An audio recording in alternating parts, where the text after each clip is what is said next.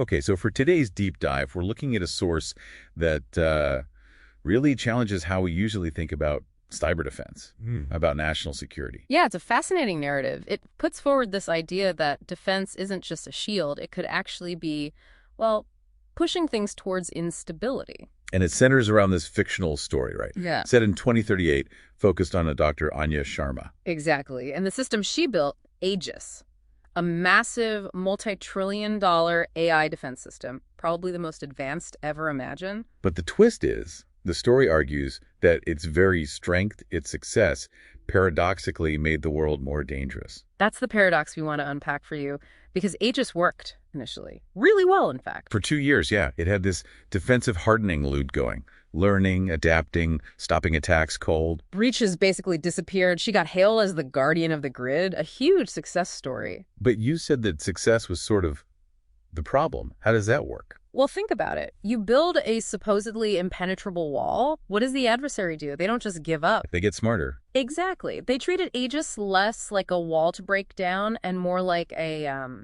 training ground, a live fire exercise to hone their skills. So the defense getting stronger actually drove the attackers to evolve.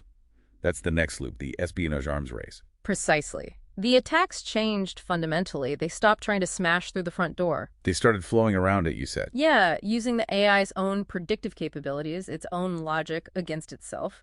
The goal wasn't breaking the system anymore. He was. Becoming invisible to the system. Yeah. And the objective changed too. It wasn't just about stealing secrets. Okay, so this is where it gets really insidious.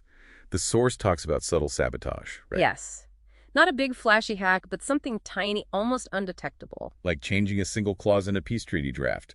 The Caspian Peace Accord example. Exactly that. And minute digital alteration concerning territorial water rights. Seems small, but the impact. Catastrophic, triggering the geopolitical escalation loop. Instantly.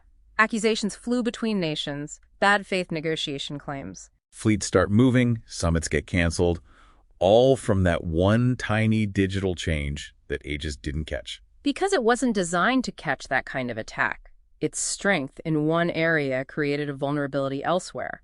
The defense itself guaranteed the next failure would be huge, spilling out into the real world. And this must have been the moment for Dr. Sharma, the creator. The horrifying realization. Absolutely. She realizes her life's work, this incredible shield, hadn't made her nation safer at all. By building the ultimate shield, she'd forced the other side to craft an even sharper, subtler sword. Right. She inadvertently accelerated the whole world towards a more unstable, dangerous place. She was trapped in the system she built.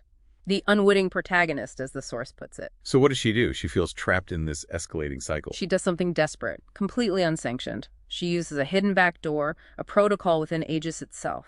To do what? Leak secrets? No, nothing like that. She sends a message to a counterpart, a rival system architect in another country. And the message contains? Just her own causal loop diagram. Basically a map showing how both sides were locked in this escalating, self-defeating arms race. And she includes a simple question. Is there another way? Wow. A plea for sanity, almost, sent through the very system designed for security. And here's the final crushing irony. Let me guess. Aegis detected it. Immediately. The system she created, built to find threats, flagged her, its own creator. As an insider threat. The ultimate insider threat. The AI identified Dr. Sharma as the biggest risk to national security. She became a ghost caught by her own machine. That's quite the ending. It really drives home the tragedy, doesn't it?